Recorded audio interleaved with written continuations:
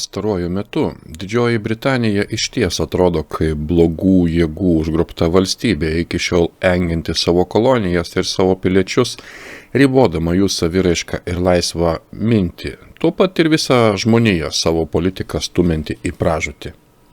Karo Ukrainoje kurstimas, kova su taip vadinama klimato kaita, masinės migracijos beprotybė ir dar visa eilė dalykų, kurie atrodo išties beprotiškai. Jau net nekalbant apie tai, ką Britai išdarinėjo Indijoje ir kitose savo kolonijose, kurias buvo užkariavę.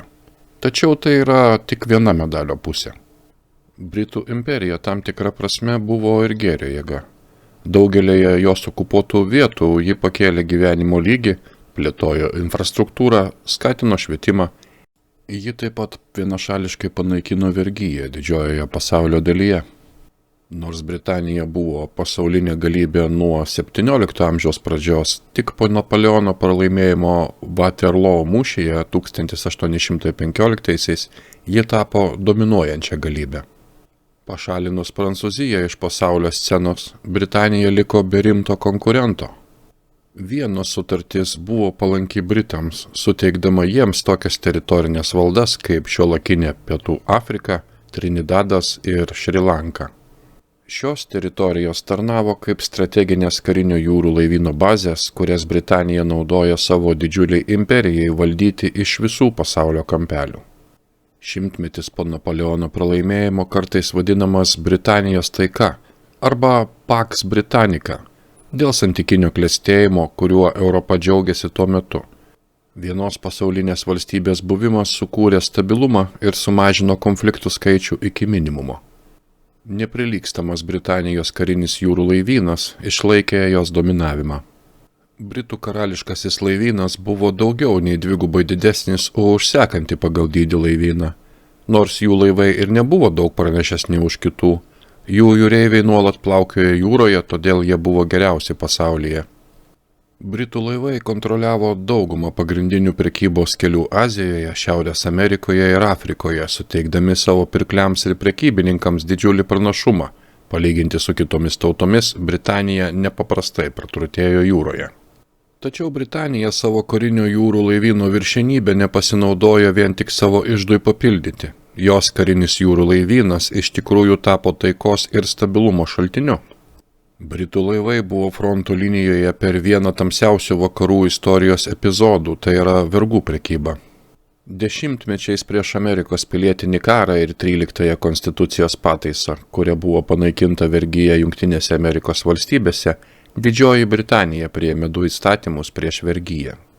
Tai buvo 1807 metų vadinamas vergų prekybos įstatymas, uždraudęs vergų prekybą visoje imperijoje, ir 1833 metų vergijos panaikinimo įstatymas, kuris oficialiai uždraudė turėti vergų.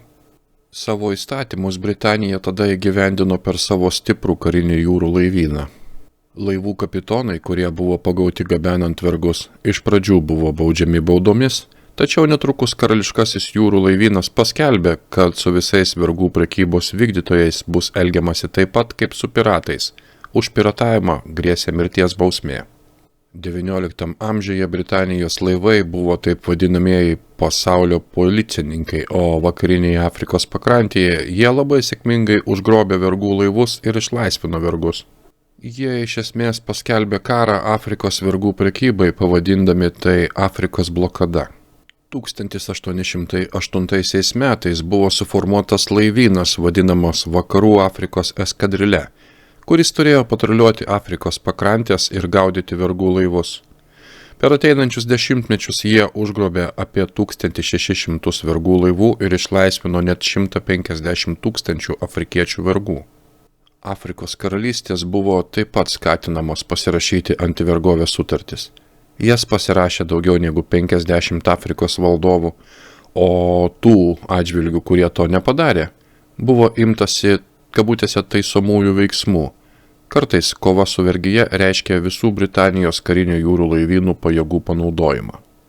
Vienas iš pavyzdžių buvo Obos Kosoko iš Lagoso nuvertimas 1851 metais. Atsisakius pasirašyti antivergovės sutartį, jo didenybės laivai Bloodhound ir Tartar apgulė Lagosą ir nuvertė Kosoko. Jį greitai pakeitė antivergovės konkurentas vardu Akitoje. Nors tokiuose regionuose tęsiasi nelegali prekyba, iki XIX amžiaus vidurio Atlanto vergų prekyba buvo beveik visiškai išnaikinta. Tačiau vergovė už imperijos jurisdikcijos ribų kai kuriuose vietose tęsiasi šimtus metų.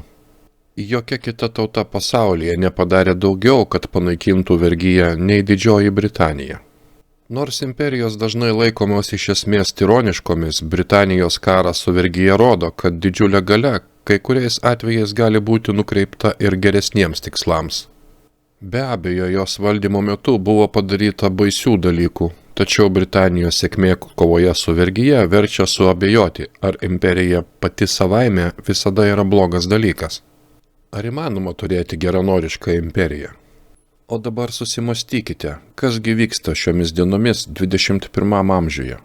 Ar įmanoma, kad naujai atgimstanti kita vakarų imperija taptų gėrio jėga? Ir kodėlgi šitiek jėgų pasaulyje taip stengiasi, kad ta imperija sužlugtų? Ar įmanoma, kad tam, kad šių laikų vergovė būtų panaikinta, reikalinga nauja ir galinga imperija?